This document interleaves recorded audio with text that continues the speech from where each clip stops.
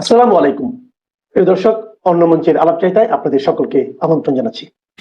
কারওয়ান বাজারকে পাইকারি মার্কেট হিসেবে দেখলেও কারওয়ান বাজারের আর একটা পরিচিতি আছে, সেটা হচ্ছে এটা একটা মিডিয়া পাড়া। এখানে অসংখ্য না বাট অনেকগুলো টেলিভিশন চ্যানেলের অফিস আছে, পত্রিকা অফিস আছে এখানের মধ্যে, এবং যার কারণে এখানে একটা মিডিয়া সাংবাদিকদের একটা সরগরম অবস্থা সবসময় থাকে।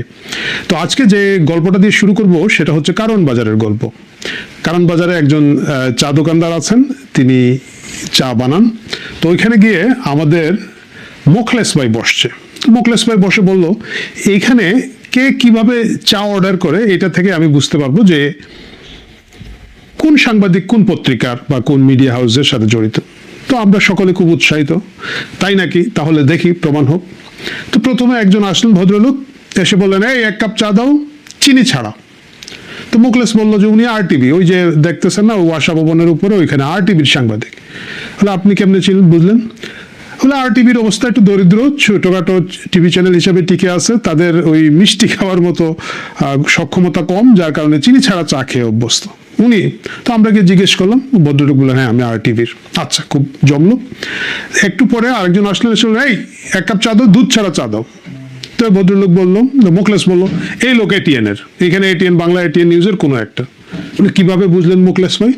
তো মুখলেস বললো, এদের ধরেন সব চিনি আছে, মানে টাকা পয়সা আছে চেয়ারম্যানের, কিন্তু নায়িকা টাইকা আবি জাবি নিয়ে বিজি থাকেন চেয়ারম্যান সাহেব, গায়ক মানুষ। তো দুধের অভাব আছে সাংবাদিকদের, এই জন্য ওরা দুধ না খেয়ে অভ্যস্ত, সুতরাং উনি এটিএন এর। তো আমরা জিজ্ঞেস করলাম, হ্যাঁ উনি এটিএন এর। তৃতীয় একজন আসলেন, খুব গম্ভীর হাব ভাব নিয়ে আসলেন, এবং এসে উনি বললেন, হ্যাঁ এক কাপ চা দাও, চাপাত্তি ছাড়া। আমরা সবাই একজন আরেকজনের মুখের দিকে তাকালাম, চাপাত্তি ছাড়া চা। মুখলেসের দিকে তাকালাম, মুখলেস ভাই কি বিষয়? মুখলেস ভাই কান চুলকাইতে বলল, আরে এই লোক প্রথম আলোর। কিভাবে বুঝলেন প্রথম আলো? বলে শুনেন, চাপাত্তি ছাড়া চা আর শেখ হাসিনা ছাড়া আওয়ামী লীগ, বিএনপি খালেদা জিয়া ছাড়া বিএনপি, এইসব উদ্ভট জিনিস একমাত্র প্রথম আলো চিন্তা করতে পারে। প্রিয় দর্শক, নির্ঘাত থাকেন, মুখলেস ভাইয়ের এই কথাই সত্য। শেখ হাসিনা ছাড়া আওয়ামী লীগ সম্ভব, এই ধরনের জিনিস শীর্ষ নেতৃত্বকে -2 করে দেওয়ার জিনিস, এগুলো প্রথম আলোর দ্বারাই সম্ভব, এবং সেটা প্রথম আলো প্রমাণ করেছেন তাদের সাম্প্রতিক একটা রিপোর্ট নিয়ে, যেটা হচ্ছে রাজনীতির হালচাল 6 পর্বের একটা রিপোর্ট। এবং সেখানে শেষ পর্বটা করা হয়েছে আওয়ামী লীগকে, আওয়ামী লীগের চেয়ে বেশি গুরুত্ব দেওয়া হচ্ছে বামকে, জাতীয় পার্টিকে এবং অন্যান্য আরো কোন দলকে। আমি 6টা রিপোর্ট পড়ি নাই। এবং 6ষ্ঠ রিপোর্ট যেটা আলোচনায় আছে 25শে মে তারিখের, সেটাতে শিরোনাম হচ্ছে রিফাইন্ড আওয়ামী লীগের সায় নেই, অপেক্ষাতেই দল, দেশের চলমান ব্লা ব্লা ব্লা, এবং এই রিপোর্টটা হয়েছে। আপনারা অনেকে বলবেন যে রিফাইন্ড আওয়ামী লীগ নিয়ে তো কথাবার্তা হচ্ছে, বা এটাকে গুরুত্ব দেওয়ার কি আছে, এবং এই ধরনের রিপোর্ট তো অন্যান্য পত্রিকা হয়, কেন এটাকে নিয়ে আপনাকে ভিডিও বানাতেই হবে? আপনাদেরকে এই কথাটা মনে রাখতে হবে, যখন বাঘ চলে বাঘের আগে ফেউ চলে। একইভাবে যখন ডিপ স্টেট পরবর্তী কোনো কাজ করে, এর আগে ডেইলি স্টার এবং প্রথম আলোর মধ্যে এর কিছু কিছু লক্ষণ টের পাওয়া যায়। সুতরাং একই রিপোর্ট যদি অন্য কোনো পত্রিকা করত, দেশ রূপান্তর, সমকাল, যুগান্তর বা অন্যান্য আরো যে পত্রিকাগুলো আছে আমাদের দেশে, তারা কেউ করলে জিনিসটাকে এত গুরুত্ব আমরা হতে দিতাম না। কিন্তু যেহেতু প্রথম আলো রিফাইন্ড আওয়ামী লীগ নিয়ে লেগেছে, এর মানে হচ্ছে কেউ না কেউ কোথাও না কোথাও থেকে তাদেরকে সেই সিগন্যালগুলো দিচ্ছে। আপনারা জানেন, ডেইলি স্টারের সম্পাদক মহোদয় বলেছেন যে আগে 111-এর সময়ও তারা অকাতরে অবলীলায় কোনো ধরনের ভেরিফিকেশন ছাড়া ডিজিএফআই রিপোর্ট পাবলিশ করতেন। এবং এই 6ষ্ঠ পর্বের মূল কাহিনীটি হচ্ছে প্রথম 5টা পর্বকে দিয়ে ঝোপের আড়ালে কাড়ালে বাড়ি দিয়ে, এবং 6ষ্ঠ পর্বে আসা হচ্ছে আওয়ামী লীগের। খুবই ইন্টারেস্টিং, অদ্ভুত একটা রিপোর্ট। আমি রিপোর্টের কিছু কিছু জায়গায় পড়তে চাই। পুরনো অবস্থানেই অনড় আওয়ামী লীগের শীর্ষ নেতৃত্ব, এবং এইখানে বলা হচ্ছে, এটা খুব ইন্টারেস্টিং লাইনটা আমি পেয়েছি, এই যে পেয়েছি, 2য় বা 3য় লাইন, রাজনৈতিক অঙ্গনে টিকে থাকাও ও আবার সক্রিয় হওয়ার সম্ভাব্য সবচেয়ে ভালো বিকল্প পথ হিসেবে এই ধারণাকে সামনে আনছেন কেউ কেউ, মানে রিফাইন্ড আওয়ামী লীগ। তবে দলের শীর্ষ নেতৃত্ব, বিশেষ করে শেখ হাসিনা, এই ধারণা একেবারেই অনাগ্রহী। খুবই দুঃখের খবর। এই পরিস্থিতিতে আওয়ামী লীগের নেতাকর্মীদের অনেকের কাছেই দলটির রাজনীতিতে ফেরার কি পথ স্পষ্ট নয়। অনেকের মধ্যে হতাশাও কাজ করছে। আবার কেউ কেউ মনে করছেন, বর্তমান সরকার যদি বড় ধরনের ভুল করে বা জনপ্রিয় হয়ে ওঠে, তবে আওয়ামী লীগের ফিরে আসার পথ বা সুযোগ তৈরি হবে। গোটা রিপোর্টটার খুব মজার বিষয় হচ্ছে, কেউ কেউ বলেন, নাম প্রকাশে অনুচ্ছুক, কি যেন বিশেষ সূত্র বলে, দায়িত্বশীল সূত্র জানিয়েছে, নাম প্রকাশের ইচ্ছুক একজন বলেছেন, আরো কি কি যেন উদ্ভট উদ্ভট সব জিনিস কট্টরপন্থীরা জানিয়েছেন, কিন্তু কারো নাম নেই। আওয়ামী লীগ এত বড় একটা দল, তাদের কারো সাথেই কারো নামই উল্লেখ করে একটা কোটেশন দিতে পারে না প্রথম আলো। এর মানেটা হচ্ছে পুরোটাই টেবিল মেড একটা রিপোর্ট। নিজেরাই এগুলো সাধারণত, আমি নিজে যেহেতু একসময় প্রফেশনাল সাংবাদিক ছিলাম, আমি দেখেছি তো, বিশ্বস্ত সূত্রে জানা যায়, দায়িত্বশীল সূত্রে বলে, তারপর অভিজ্ঞ মহল জানিয়েছেন, সেই অভিজ্ঞ মহলটা কারা, কি বিষয়ে অভিজ্ঞ, জিজ্ঞেস করলে আর কোনো জবাব নেই, সবগুলো টেবিলে বসে বসে বানিয়ে ফেলা যায়। এরকম একটা রিপোর্ট হয়েছে, এবং এই রিপোর্টটা নিয়ে তাহলে কেন কথা বলতে হবে? আমি আগেই বলেছি, নাম্বার 1 হচ্ছে এইটা ডিপ স্টেট পার্ট 2 এর একটা অংশ হতে পারে। অবশ্যই এই রিপোর্টটা গোয়েন্দা সংস্থা দ্বারা তৈরি, উদযাপিত, তৈরিকৃত, এবং এইটাকে জায়েজ করার জন্য এর আগে 5টা রিপোর্ট করা হয়েছে। বাম দল, ডান দল, কি কি যেন আছে, আমি, আপনারা যারা প্রথম আলোতে রেগুলার চোখ রাখেন তারা নিশ্চয়ই এগুলো দেখেছেন। যাই হোক, এই এর আগে ছিল বিএনপি, ঠিক আছে, তারপরে জামাত, এনসিপি তৃতীয় রিপোর্টে এসেছে, বামরা চতুর্থতে এসেছে, জাতীয় পার্টি পঞ্চমে এসেছে, এবং শেষে আওয়ামী লীগ এসেছে। এই যে অনেক ঘুরিয়ে ফিরিয়ে ঘোলা করে জল খাওয়ার একটা চেষ্টা, সেই চেষ্টা এখানের মধ্যে আছে। এবং কেন আমরা এটা নিয়ে আলাপ করব? এটা নিয়ে আমরা এই কারণে আলাপ করব, প্রথমে কথা হচ্ছে এইখানে আওয়ামী লীগের নেতাকর্মীদের মনোবল ভেঙে দেওয়ার জন্য সুস্পষ্টভাবে এখানে এই জিনিসটা করা হয়েছে। একমাত্র কোটেশন দেওয়া হচ্ছে গবেষক ও রাজনৈতিক বিশ্লেষক আলতাফ পারভেজের মতে। আমি কারো ব্যক্তি চরিত্র নিয়ে, ব্যক্তি নিয়ে কথা বলতে চাই না, সুতরাং আমি আলতাফ পারভেজকে আলাদাভাবে কোট করবো না। যাই হোক, মূল যে কথাটা সেখানে চলে আসি। মূল কথাটা হচ্ছে, পুরো রিপোর্ট করা হচ্ছে যে শেখ হাসিনার গোয়ার্তুমি, শেখ হাসিনার একরকমি, শেখ হাসিনার এই কি বলে অনড় অবস্থানের কারণে রিফাইন্ড আওয়ামী লীগ, একটি পবিত্র আওয়ামী লীগ থেকে এই দেশ, জাতি এবং প্রথম আলো বঞ্চিত। আমি এই জিনিসটা আমার দর্শকদেরকে অন্যভাবে বোঝাই। ধরেন 1 লক্ষ আওয়ামী লীগের নেতাকর্মী আছেন, 1 লক্ষ ধরেন, বেশি ধরলাম না, 1 লক্ষ। আপনারা যারা খুব উৎসাহিত তারা 10 লক্ষ ধরতে পারেন, 1 কোটি সমর্থক ধরতে পারেন, যা ইচ্ছা ধরেন। আমি 1 লক্ষ ধরেই হিসাব করি। একক, দশক, শতক, সহস্র, অযুত লক্ষ, মানে 1 লক্ষ লিখতে হলে 1 লিখে 5টা শূন্য দিতে হয়। 10 লক্ষ লিখলে 6টা, 1 কোটি লিখলে 7টা শূন্য দিবেন। এই এক জিনিসটা হচ্ছে শেখ হাসিনা। আপনি 1 মাইনাস করেন, 5টা শূন্য দেন, 6টা শূন্য দেন, 7টা শূন্য দেন। বর্তমান বাস্তবতা হচ্ছে আওয়ামী লীগ 0 0 0 0। আওয়ামী লীগের একটা নেতা আপনি এই মুহূর্তে নেই, মানে খুব সিনিয়র নেতা যারা এখন, তুফাইল আহমদ প্রায় জীবন মৃত অবস্থায় আছেন, এইরকম 2-1 জন ছাড়া, যাদের সর্বজন গ্রাহ্য এক ধরনের অবস্থান আছে, ইমেজ আছে, রাজনৈতিক ইতিহাস আছে, অতীত আছে। আমি জানি আমার যে দর্শকরা আওয়ামী লীগ করেন তারা আমাকে এখন গালি দিবেন, বাজে বাজে কথা বলবেন, এবং তারা তাদের মহাপুত পবিত্র নেতাদের কথা বলবেন। ডোন্ট টেক ইট আদারওয়াইজ ভাই। আপনাদের সাধারণ সম্পাদকের লোকজন কাদের বলে চিনে না, কাউয়া কাদের বলে। তো একটা দলের সংগঠনের সাধারণ সম্পাদকের এটা হচ্ছে পাবলিক ইমেজ। এবং বাকিদের কথা বললাম না, আরো কিছু লোকজন আছেন এখানের মধ্যে, তাদের কথা না বলি। এই অবস্থায় বাংলাদেশে যে আওয়ামী লীগের প্রতি যে শূন্যতা আছে, যে হাহাকারটা আছে, এটা আসলে আওয়ামী লীগের প্রতি না, এটা আওয়ামী লীগ কোনো নেতাদের প্রতি না, এটা একমাত্র শেখ হাসিনার প্রতি। আওয়ামী লীগের সকল দোষ, সকল দায়ভার শেখ হাসিনার কাঁধে। সকলেই শেখ হাসিনাকে এটার জন্য গালাগালি করছেন, আটকাচ্ছেন, মামলা করছেন, ফাঁসির রায় দিচ্ছেন, সবই হচ্ছে। কিন্তু আওয়ামী লীগকে যারা এই মুহূর্তে সমর্থন করছেন, আওয়ামী লীগের ফিরে আসা যারা প্রত্যাশা করছে, তারা কিন্তু আসলে আওয়ামী লীগ চাচ্ছে না, শেখ হাসিনাকে চাচ্ছে, এবং শেখ হাসিনার বাইরে কাউকে চাচ্ছে না। আওয়ামী লীগ এইখানের মধ্যে অন্য কোনো ধরনের, আমি একটা লোককে দেখি নাই, চাই না কেউ রে পাইলে অবশ্যই প্রথম আলো সেটা কোট করতো। এখানে বলেছে যে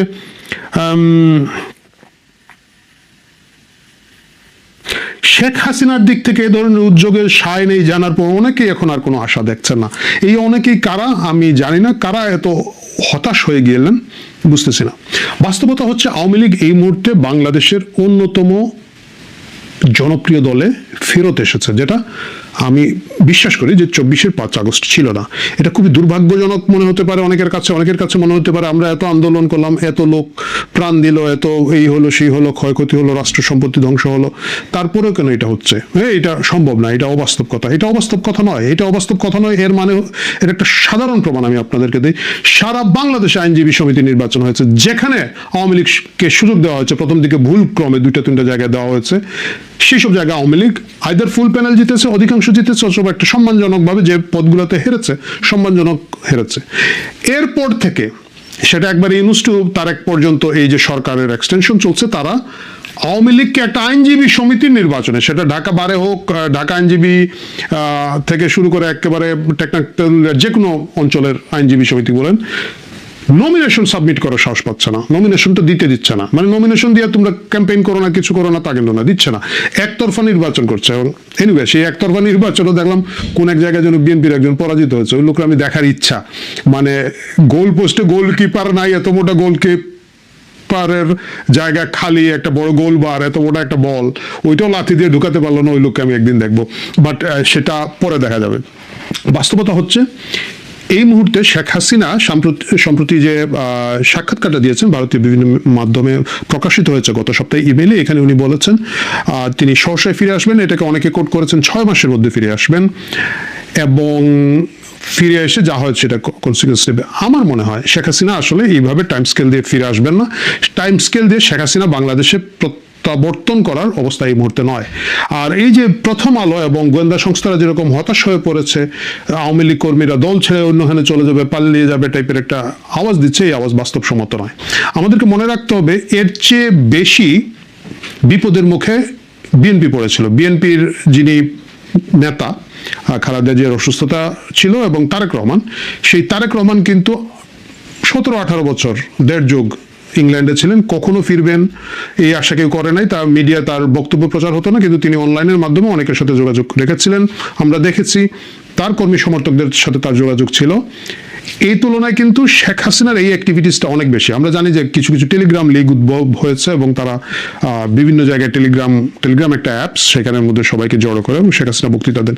এর বাইরে আমরা দেখেছি তিনি ফেসবুকে এবং ইউটিউবে বিভিন্ন চ্যানেলে বিভিন্ন সময় কথা বলেছেন, অনেকের সাথে কথা বলেছেন, এবং আওয়ামী লীগের নেতাকর্মী যাদের সাথে আমি দেখি যে সোশ্যাল মিডিয়ার মাধ্যমে যাদের সাথে আমি তাদের কার্যক্রম দেখি, তাদের অনেকেই বলেন যে খুব ঘন ঘন শেখ হাসিনা প্রায় প্রতিদিনই অসংখ্য অজস্র নেতাকর্মীর সাথে কথা বলেন, এবং খুব সম্ভবত তার একটা দায় মুক্তি বলে একটা সিরিজ আছে, সপ্তাহে একদিন তিনি আওয়ামী লীগের ফেসবুক পেজে কথা বলে থাকেন, যারা 5ই আগস্টের পর থেকে বিভিন্ন সময় নির্যাতিত নিপীড়িত হয়েছে, সেই পরিবারগুলোর সাথে তিনি কথা বলেন, সেটাও লাইভ টেলিকাস্ট হয়। সুতরাং দেখা যাচ্ছে যে তার অ্যাক্টিভিজম অনেক বেশি। মানে আপনি যদি তারেক রহমানের 18 বছরের সাথে তুলনা করেন তাহলে তার অ্যাক্টিভিজম অনেক বেশি। দ্বিতীয় যে জিনিসটা হচ্ছে, যেটা আমি দেখলাম ছাত্রলীগের সাধারণ সম্পাদক ইরান বলেছেন যে ঝড়ের আগে কোনো তারিখ থাকে না, ঝড়ের আগে একটা পূর্বাভাস থাকে।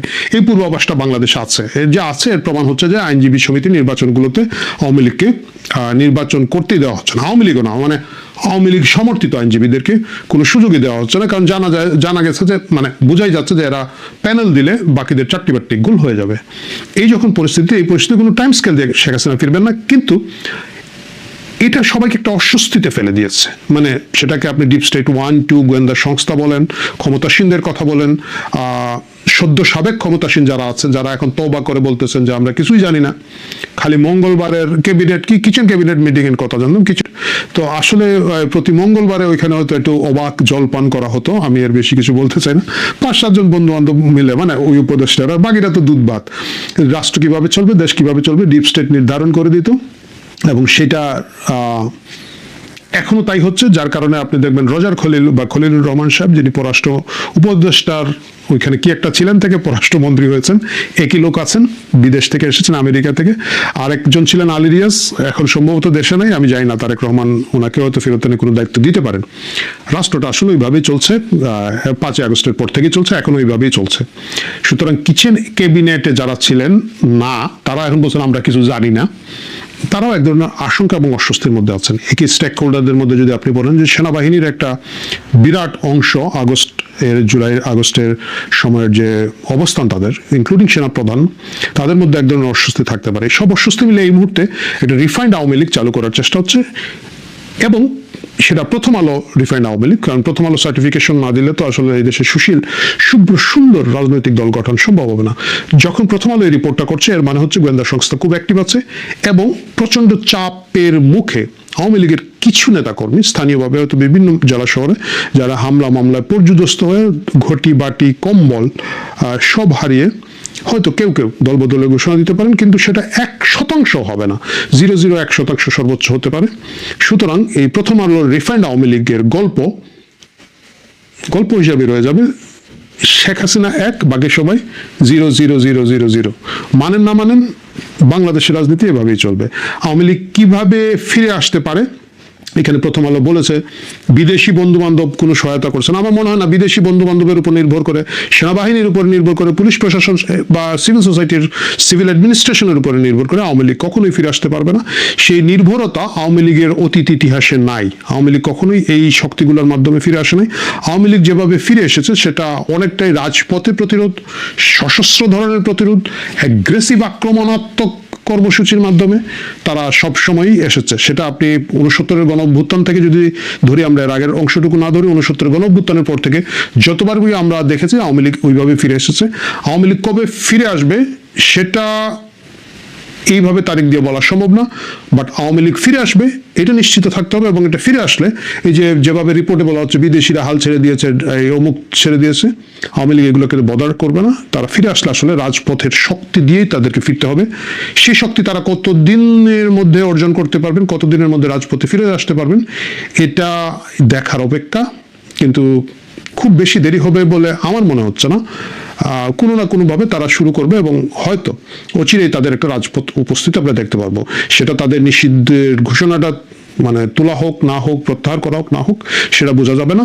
এবং তারা রাজপথে অবস্থান না নেওয়া পর্যন্ত শেখ হাসিনা দেশে ফিরবেন না। এটা বলে লাভ নাই যে শেখ হাসিনা হুট করে ফিরে আসবেন। একটা পরিস্থিতি তৈরি হবে এবং সেই পরিস্থিতির মাধ্যমে একমাত্র শেখ হাসিনা ফিরে আসা সম্ভব। এবং সেই পরিস্থিতি প্রথম আলো রিফাইন্ড আওয়ামী লীগের মাধ্যমে, গোয়েন্দা সংস্থার লেখা রিপোর্টের মাধ্যমে হবে না, এটা অন্তত নিশ্চিত করে বলা যায়। ভালো থাকুন দর্শক, কথা হবে অন্য পর্বে অন্য কিছু নিয়ে। ভূ রাজনীতির দাবার বোর্ডে কি তবে পাল্টে যাচ্ছে সব হিসাব নিকাশ? 2024 সালে 5 আগস্টের পর মনে করা হচ্ছিল সাবেক প্রধানমন্ত্রী শেখ হাসিনা চিরতরে হারিয়ে গেছেন, কিন্তু 2026-এর মে মাসের শেষে এসে তা এক নতুন দিকে মোড় নিচ্ছে। হঠাৎ করেই মার্কিন পররাষ্ট্রমন্ত্রী মার্কো রুবিওর কলকাতা ও দিল্লি সফর এবং তার মুখে কৌশলগত ঐক্যের ইঙ্গিত দিচ্ছে। আর প্রেসিডেন্ট ট্রাম্প কেন বললেন ভারত যা চাইবে তাই পাবে? তবে কি ট্রাম্প প্রশাসন শেষ পর্যন্ত বাংলাদেশ ইস্যুতে ভারতের চাওয়াকেই মেনে নিল? আর এর জের ধরেই কি তৈরি হচ্ছে শেখ হাসিনার বাংলাদেশে ফেরার রোডম্যাপ? বাংলাদেশের রাজনীতিতে আওয়ামী লীগ অফিসিয়ালি আসবে, খুব বেশি দেরি হবে না। শেখ হাসিনা ফিরবেন কি ফিরবেন না সেটা সময় বলবে, কিন্তু মাহফুজ আলম যে স্ট্যাটাসটা দিয়েছেন আওয়ামী লীগ ফিরে আসছে। শেখ হাসিনা যদি সত্যি বাংলাদেশে ফেরেন তবে তার পথটা কেমন হবে? কোন রুটে ফিরবেন তিনি? আকাশপথ নাকি স্থল সীমান্ত? ঘটনার সূত্রপাত মার্কিন পররাষ্ট্রমন্ত্রী মার্কো রুবিওর এক আকস্মিক সফরের মধ্যে দিয়ে। সচরাচর কোনো দেশের পররাষ্ট্রমন্ত্রী ভারতে আসলে তার সফর শুরু হয় রাজধানীর নয়াদিল্লি থেকে, কিন্তু রুবিও সবাইকে চমকে দিয়ে প্রথমে পা রাখলেন পশ্চিমবঙ্গে, অর্থাৎ কলকাতায়। সেখানে বিজেপি সরকার গঠন করেছে আর মুখ্যমন্ত্রী হয়েছেন শুভেন্দু অধিকারী। হাসিনা ওয়াজেদ প্রধানমন্ত্রী হিসেবে ঢাকাতে শাহজালাল এয়ারপোর্টে নামবেন, স্যালুট দিয়ে নিয়ে যেতে হবে। যিনি কট্টর শেখ হাসিনা সমর্থক। মার্কো রুবিওর 4 দিনের ভারত সফরে তিনি বৈঠক করেছেন দেশটির প্রধানমন্ত্রী নরেন্দ্র মোদী, জাতীয় নিরাপত্তা উপদেষ্টা অজিত দোভাল এবং পররাষ্ট্রমন্ত্রী এস জয়শঙ্করের সাথে। এস জয়শঙ্করের সাথে বৈঠক শেষে রুবিও যা বলেছেন তা ঢাকার রাজনীতিতে এক তীব্র কম্পন সৃষ্টি করেছে। রুবিও সাফ জানিয়েছেন ভারত মার্কিন সম্পর্ক তার গতি হারায়নি। আগামী বছরগুলোতে ভারত যুক্তরাষ্ট্র সম্পর্ক আরও অনেক বেশি শক্তিশালী হয়ে উঠবে। তিনি বলেন যুক্তরাষ্ট্র আশা করে যে 2 দেশের মধ্যে দীর্ঘদিনের অমীমাংসিত বাণিজ্য চুক্তিটি শীঘ্রই সম্পূর্ণ হবে। তিনি যোগ করেন প্রায় সমস্ত গুরুত্বপূর্ণ বৈশ্বিক ইস্যুতে উভয় পক্ষই কৌশলগতভাবে একমত। আরেকটি ঘটনাও তাৎপর্যপূর্ণ। যুক্তরাষ্ট্রের স্বাধীনতার ঘোষণার 250তম বার্ষিকী উপলক্ষে দিল্লিতে আয়োজিত এক অনুষ্ঠানে ফোনে সরাসরি যুক্ত হয়ে মার্কিন প্রেসিডেন্ট ডোনাল্ড ট্রাম্প বলেন ভারত ও যুক্তরাষ্ট্রের সম্পর্ক এখন আগের যে কোনো সময়ের চেয়ে বেশি ঘনিষ্ঠ। ভারত যা চাইবে তাই পাবে। বিশ্লেষকরা বলছেন রুবিও এবং ট্রাম্পের এই মন্তব্য বাংলাদেশের প্রেক্ষাপটে অত্যন্ত তাৎপর্যপূর্ণ। মনে করে দেখুন 2025 সালের 14 ফেব্রুয়ারি হোয়াইট হাউসে যখন নরেন্দ্র মোদী মার্কিন প্রেসিডেন্ট ডোনাল্ড ট্রাম্পের সঙ্গে দেখা করেছিলেন, তখন মোদী স্পষ্ট করে বলেছিলেন বাংলাদেশে শেখ হাসিনা সরকারের পতনের পর সেখানে চরমপন্থার উত্থান ঘটেছে, যা ভারতের জাতীয় নিরাপত্তার জন্য হুমকিস্বরূপ। এমনকি পাকিস্তানের গোয়েন্দা সংস্থা ISI বাংলাদেশের মাটি ব্যবহার করে ভারতের নাশকতার চেষ্টা করছে। The Prime Minister has been working on for a long time and has been worked on for hundreds of years, frankly. I've been reading about it. But I will leave Bangladesh to the Prime Minister. সেদিন Trump বলেছিলেন বাংলাদেশের issue তিনি প্রধানমন্ত্রী মোদির ওপরেই ছেড়ে দেবেন, কিন্তু এরপর পানি অনেক দূর গড়িয়েছে। নানা ইস্যুতে ওয়াশিংটন নয়াদিল্লি সম্পর্কে কিছুটা শীতলতা দেখা গেছে। তাহলে এখন কেন হঠাৎ ট্রাম্প প্রশাসন সুর নরম করল? এর উত্তর লুকিয়ে আছে মধ্যপ্রাচ্যে। ইরান যুদ্ধে এই মুহূর্তে আমেরিকা বড় ধরনের কূটনৈতিক ও সামরিক চাপে রয়েছে। এই বৈশ্বিক সংকটে ভারতের নিঃস্বার্থ সমর্থন ওয়াশিংটনের বড্ড প্রয়োজন। আর সে কারণেই কি বাংলাদেশ ইস্যুতে দিল্লির আওয়ামী লীগকে ফেরানোর নীতিতে সবুজ সংকেত দিয়ে দিল আমেরিকা? আমেরিকার গ্রিন সিগন্যাল পাচ্ছেন তা আগেই হয়তো জেনেছিলেন শেখ হাসিনা, আর তাই নিজেই ঘোষণা দিয়েছেন তিনি মাথা উঁচু করে দেশে ফিরবেন। শুধু শেখ হাসিনাই নয়, বর্তমান সরকারও হয়তো জেনে গেছে। তাই স্বরাষ্ট্রমন্ত্রীর কণ্ঠে ভিন্ন সুর। আমরা এখনো চাই আইনানুগ প্রক্রিয়ায় তিনি এক্সট্রাডিশন চুক্তি এক্সট্রাডিশন চুক্তি বিটুইন টু কান্ট্রিজ এই বিধান মতে ভারত সরকার তাকে ফেরত পাঠাবেন। আমরা তো চাই তাকে তিনি বিচারের মুখোমুখি হন।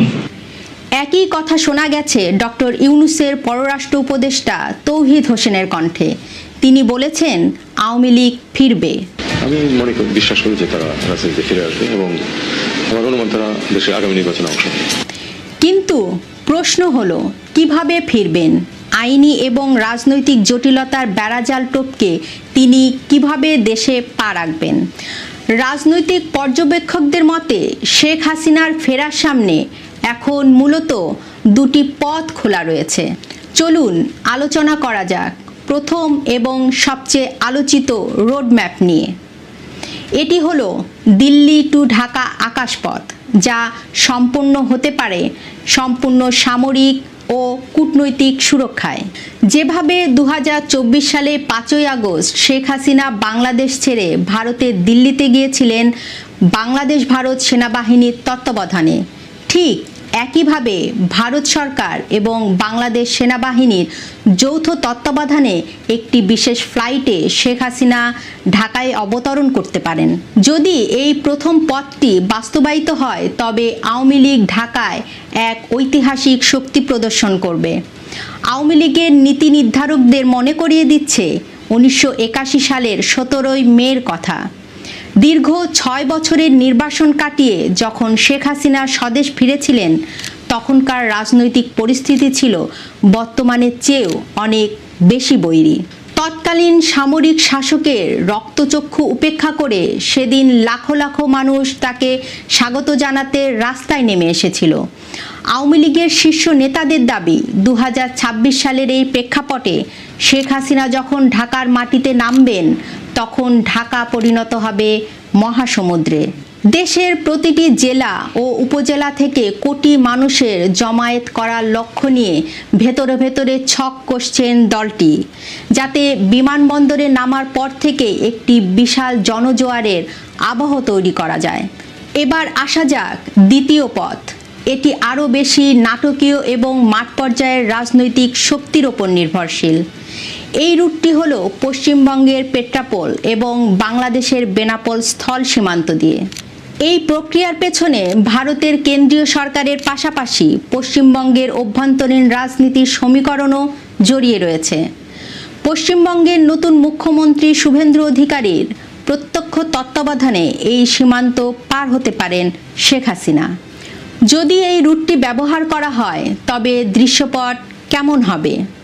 পরিকল্পনা অনুযায়ী সীমান্তের ওপারে অর্থাৎ ভারতের পেট্রাপলে শুভেন্দু অধিকারীর নেতৃত্বে কয়েক লাখ মানুষের এক বিশাল বিদায় সম্বর্ধনা তৈরি করা হতে পারে। আর এপারে অর্থাৎ বাংলাদেশের বেনাপোলে শেখ হাসিনাকে স্বাগত জানাতে প্রস্তুত থাকবে যশোর, ফরিদপুর, রাজবাড়ী এবং গোপালগঞ্জের কোটি কর্মী সমর্থক। সীমান্ত পার হয়ে শেখ হাসিনা সড়কপথে প্রথম রওনা হবেন গোপালগঞ্জের উদ্দেশ্যে। তখন পুরো মহাসড়ক জুড়ে এক অভূতপূর্ব মানবিক প্রাচীর তৈরি করা ছক রয়েছে দলটির। টুঙ্গিপাড়ায় বঙ্গবন্ধু শেখ মুজিবুর রহমানের কবর জিয়ারত করবেন, এরপর তিনি ফিরবেন ঢাকায়। রাজনৈতিক বিশ্লেষকদের মতে এই রুটটি ব্যবহার করলে শেখ হাসিনা তার মাঠ পর্যায়ে রাজনৈতিক শক্তি সরাসরি প্রদর্শন করতে পারবেন, যা বর্তমান সরকার এবং বিরোধী দলের ওপর চাপ সৃষ্টি করবে। এখন প্রশ্ন উঠতে পারে, শেখ হাসিনা বর্তমানে একাধিক মানবতা বিরোধী অপরাধ এবং হত্যা মামলার আসামি, ফাঁসির সাজাও হয়েছে। আইন অনুযায়ী তিনি বাংলাদেশের মাটিতে পা রাখা মাত্রই তাকে গ্রেপ্তার করার কথা। তাহলে এই আইনি জটিলতা কিভাবে কাটবে? তিনি কি দেশে ফিরেই কারাগারের মুখোমুখি হবেন? রাজনীতিতে অসম্ভব বলে কিছু নেই। যদি শেখ হাসিনার স্বদেশ প্রত্যাবর্তন সত্যি ভারত ও যুক্তরাষ্ট্রের গ্রিন সিগন্যাল অর্থাৎ আন্তর্জাতিক সমঝোতার অংশ হিসাবে ঘটে, তবে আইনি দৃশ্যপট রাতারাতি বদলে যেতে পারে। 2024 সালে 5ই আগস্টের পর যেভাবে বিএনপি চেয়ারম্যান এবং বর্তমান প্রধানমন্ত্রী তারেক রহমান সহ বিএনপি ও জামায়াতের শীর্ষ নেতাদের একাধিক সাজা, এমনকি ফাঁসির রায় ও যাবজ্জীবন কারাদণ্ড রাতারাতি বাতিল ও স্থগিত হয়ে গেছে, ঠিক একই আইনি পথ বা রাষ্ট্রপতির অধ্যাদেশ ব্যবহার করে শেখ হাসিনার মামলা এবং সাজাগুলো আইনি প্রক্রিয়ার মাধ্যমে প্রত্যাহার বা বাতিল করে দেওয়া হতে পারে। এবার আসি চূড়ান্ত প্রশ্নে, দেশে ফিরেই কি শেখ হাসিনা সরাসরি ক্ষমতার মসনদে বসবেন? আন্তর্জাতিক মহলের একাংশের প্রচ্ছন্ন গ্রিন সিগন্যাল এবং যদি মাঠ পর্যায়ে কোটি মানুষের জনসমর্থন তিনি দেখাতে পারেন, তবে তিনি পুনরায় রাষ্ট্র পরিচালনায় সরাসরি ভূমিকা নিতেও পারেন। তবে তা পুরোপুরি নির্ভর করবে রাজনৈতিক পরিস্থিতি, সেনাবাহিনীর অবস্থান এবং স্বয়ং শেখ হাসিনার নিজস্ব সিদ্ধান্তের ওপর। সমস্ত গুরুত্বপূর্ণ বৈশ্বিক ইস্যুতে উভয় পক্ষই কৌশলগতভাবে একমত।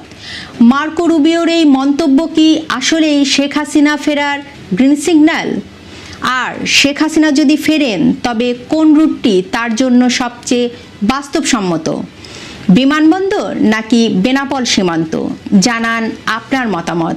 বাংলাদেশের রাজনীতিতে আওয়ামী লীগ অফিসিয়ালি আসবে, খুব বেশি দেরি হবে না।